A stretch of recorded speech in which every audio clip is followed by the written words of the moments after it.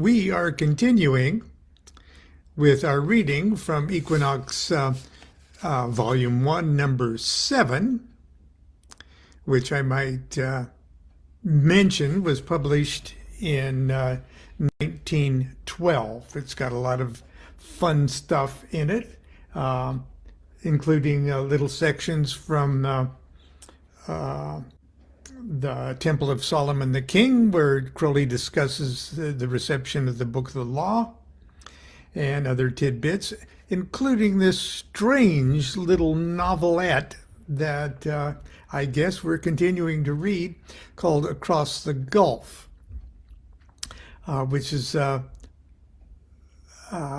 retelling, if you will, of the tale of Onkoff Nakansu, the character in the stele there, right there, who, as a matter of fact, there should be a stele in here someplace. It's, but anyway, but in going through this, okay, several weeks before we started this little series in the morning, we were talking about Liber Resh and the adorations to the sun that are found in the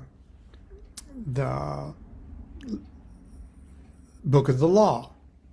And I brought up the can of worms about the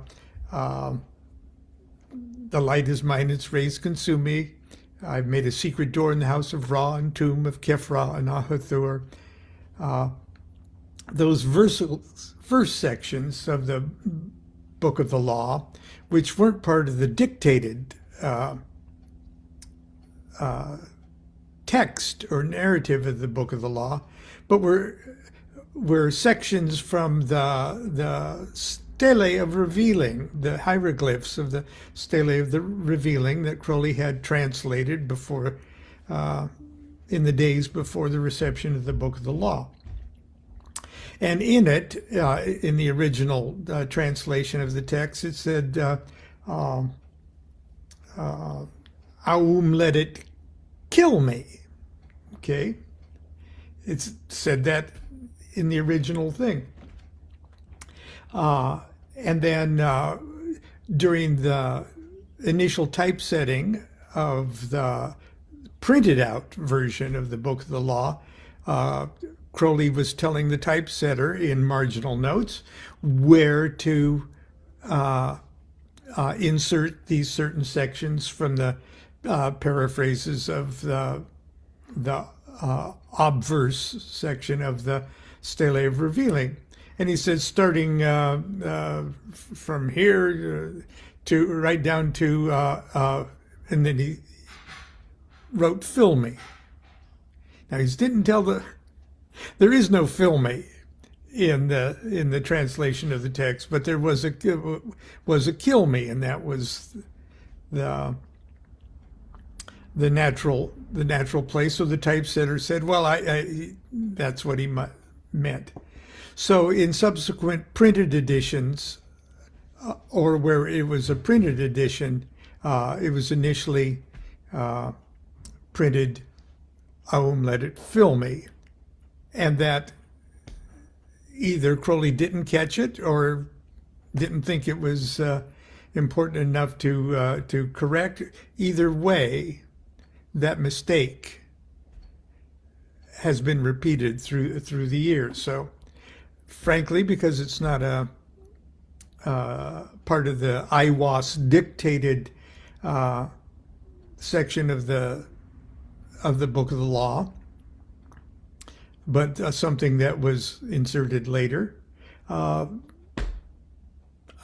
don't care. It makes more mystical sense to me to say "kill me." Okay, and as I'm reading through this Across the Gulf, the mindset that Crowley projected into Onkoff Nakansu would suggest that "kill me" is perfectly good too. But even in this book that was published in 1912, Where is it here? Hang on.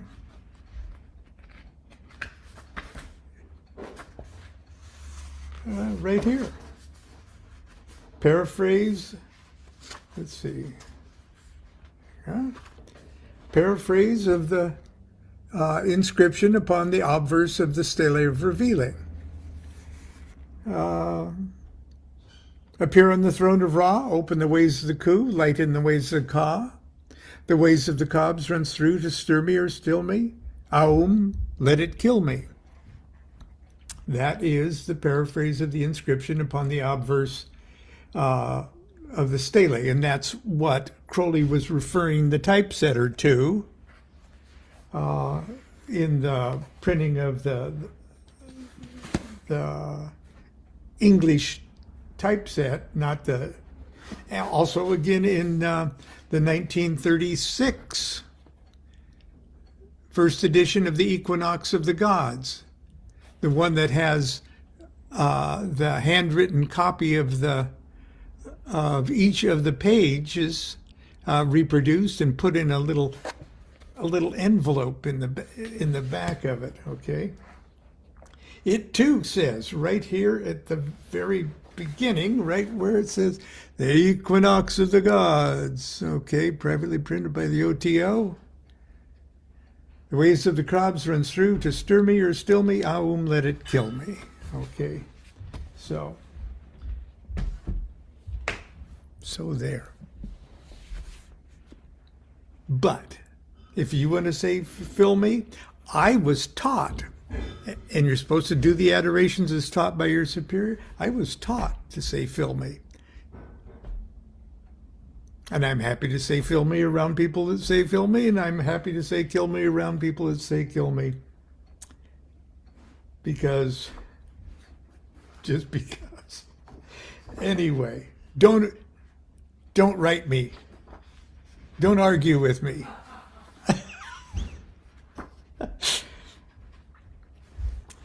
I'm going to read now. This is our 6th installment, but it's chapter 5. Okay. It's sort of like the Fool card, I guess. Now he's just taken over. He's changed the Aeon, and he's changed from being the priestess of Isis, raised and trained as such, to now being the priest of Osiris. And the temple of Isis has been destroyed and everything. I'm not going to recap everything. Now then, the great exhaustion took hold upon me, and I fell at the feet of the Osiris as one dead. All knowledge of terrestrial things was gone from me. I entered the kingdom of the dead by the gate of the west. For the worship of Osiris is to join the earth to the west.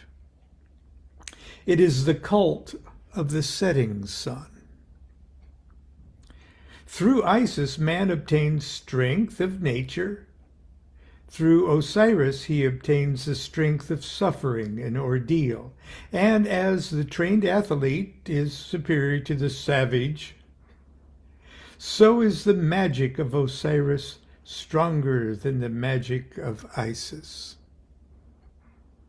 So, by my secret practices at night, while my guardian strove to smooth my spirit to a girl's, I had found the power to bring about that tremendous event, an equinox of the gods.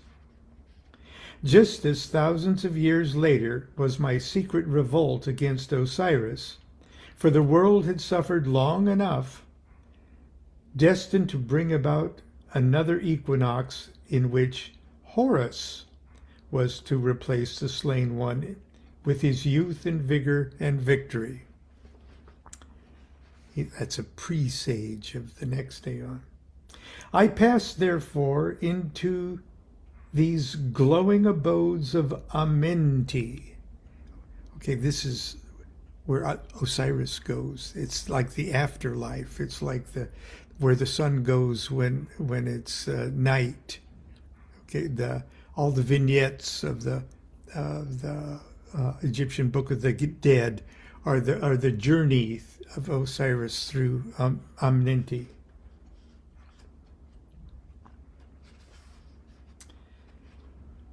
I passed into the glowing abodes of Amenti, clad in thick darkness, while my body lay entranced at the feet of the Osiris in the ruined temple. Now the god Osiris sent forth his strange gloom to cover us, lest the people should perceive or disturb.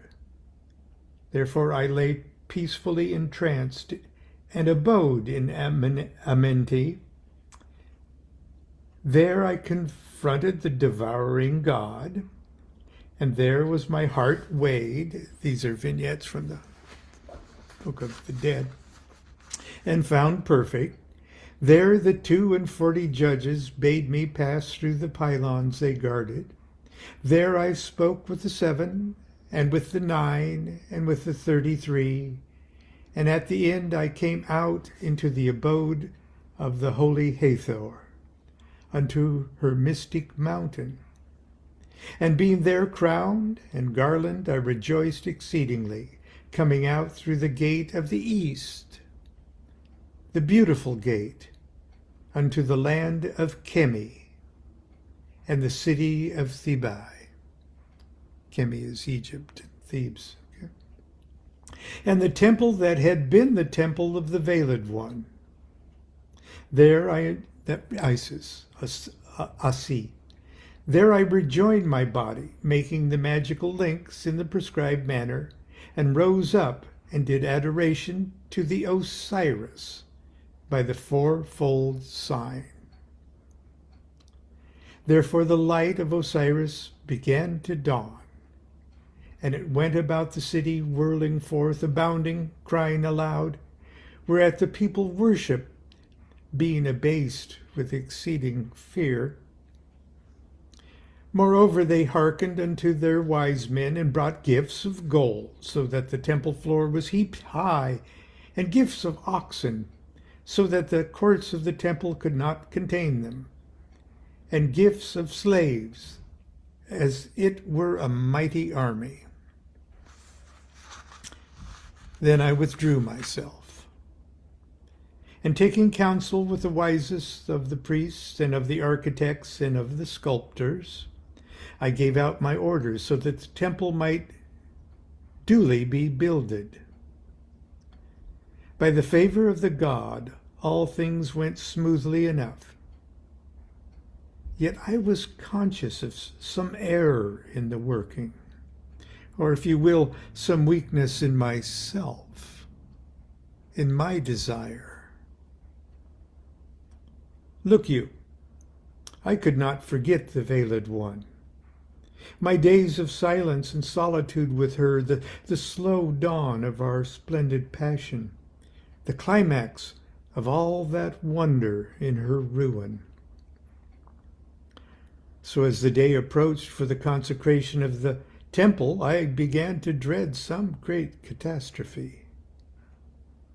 Yet all went well, perhaps too well.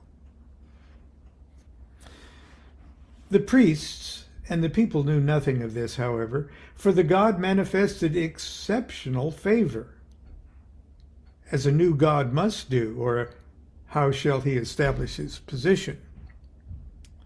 The harvests were fourfold, cattle eightfold, the women were all fertile, yea, barren women of 60 years bore twins. There was no disease or sorrow in the city. Mighty was the concourse of the citizens on the great day of the consecration. Splendid rose the temple, a fortress of black granite. The columns were carved with wonderful things, images of all the gods adoring Osiris, marvelous of painting, glitter on the walls. They told the story of Osiris, of his birth, his life, his death at the hands of Typhon, and the search after his scattered members, the birth of Horus and Harpocrates, the vengeance upon Typhon, Seth, and the resurrection of Osiris. The god himself was seated in a throne set back into the wall. It was of lapis lazuli and amber, and it was inlaid with emerald and ruby. Mirrors of polished gold, burnished with dried poison of asps, so that the slaves who worked upon it might die. For it being unlawful for those mirrors to have ever reflected any mortal countenance. The slaves were both blinded and veiled, yet even so it were best that they should die. Those guys needed a union. At last the ceremony began. With splendid words, with words that shone like flames, did I consecrate all that were there present, even the whole city of Thebai. And I made salutation unto the attendant gods very forcibly, so that they responded with echoes of my adoration. And Osiris accepted mine adoration with gladness as I journeyed about at the four quarters of the temple. Now cometh the mysterious ceremony of Assumption.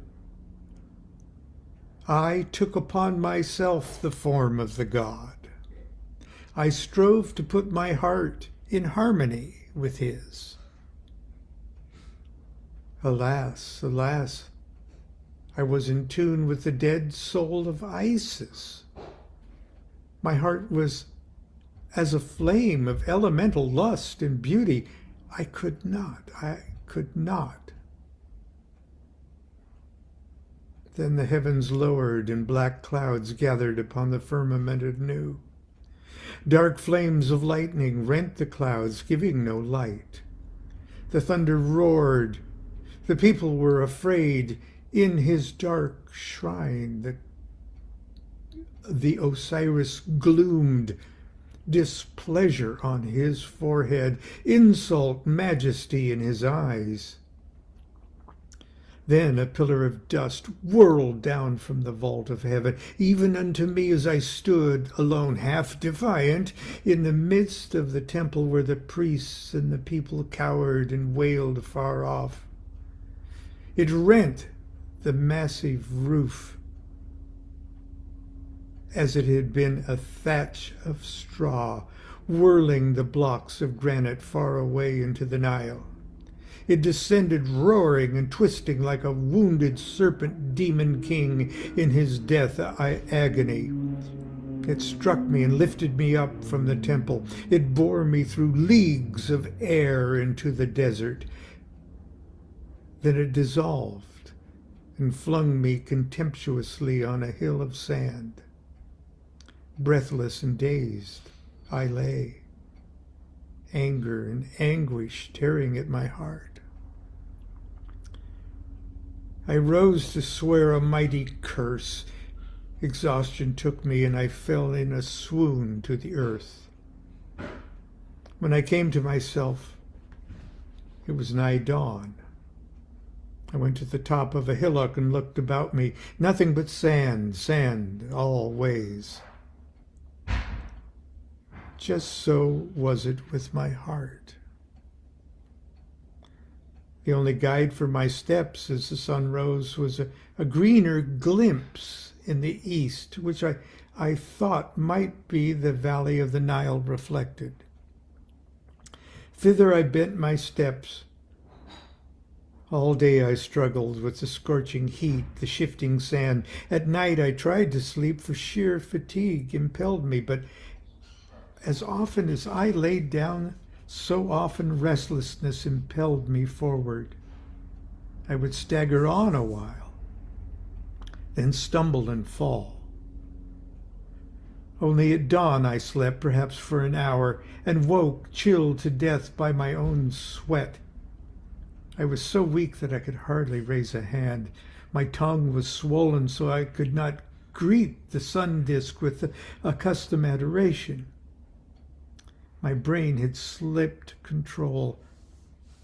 I no longer even think of the proper spells. I could no longer think of the proper spells that might have brought me aid.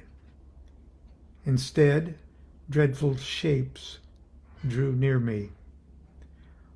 One, a hideous camel demon, an obscene brute of filth, another a black ape with a blue muzzle and crimson buttocks, all his skin hairless and scabby, with his mass of mane oiled and trimmed like a beautiful courtesan's.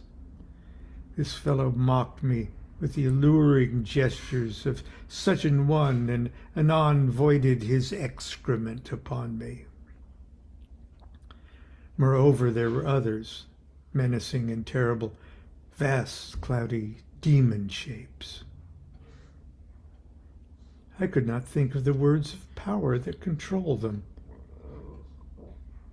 Now the sun warmed my chilled bones, yet scorched me further. My tongue so swelled that I could hardly breathe. My face blackened, my eyes bulged out.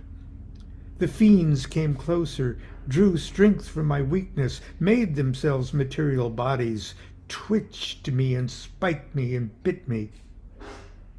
I turned on them and struck feebly again and again, but they evaded me easily, and their yelling laughter rang like hells in my ear. Howbeit I saw that they attacked me only one side, as if to force me to one path. But I was wise enough to keep my shadow steadily behind me, and they, seeing this, were all the more enraged. I therefore the more obstinate in my course. Then they changed their tactics and made as if to keep me on the course I had chosen. Seeing this, I was confirmed therein. Truly with the gods I went, for in a little while I came to a pool of water, and a tall palm standing by. I plunged in that cool wave. My strength came back, albeit slowly, yet with one wave of my hand, in the due gesture, I'll say that again. Yet with one wave of my hand, in the due gesture, the fiends all disappeared. And in an hour I was sufficiently restored to call forth my friends from the pool, the little fishes, my playmates. And the nymph of the pool came forth and bowed herself before me and cooked me the fishes with that fire that renders water luminous and sparkling. Also she plucked me dates from the tree, and I ate thereof. Thus I was much comforted. And when I had eaten, she took my head upon her lap and sang to me to sleep. For her voice was like the ripple of the lakes under the wind of spring, and like the bubbling of a well, and like the tinkling of a fountain through a bed of moss. Also, she had deep notes like the sea that booms upon a rocky shore. So long, long, long I slept. Now when I awoke, the nymph had gone, but I took from my bosom a little casket of certain sacred herbs, and casting a few grains into the pool, repaid her for her courtesy. And I blessed her in the name of our dead lady Isis, and went on in the strength of that delicious meal for a great way. Yet I wist not what to do, for I was, as it were, a dead man, although my age was barely 22 years. What indeed should befall me? Yet I went on, and climbing a ridge beheld at last the broad Nile and a shining city that I knew not. There on the ridge I stood and gave thanks to the great gods of heaven, the aeons of infinite years that I had come thus far. For at the sight of the Nilus, new life began to dawn in me. And that's the end of chapter 5 of Across the Gulf. Well, that's it for today. I hope you have, tomorrow is Friday, and Friday is almost the weekend. And don't we look forward to the weekend? Okay, until tomorrow, continue to be good to yourself. Be good to each other. Do what thou wilt shall be the whole of the law. Love is the law. Love under will.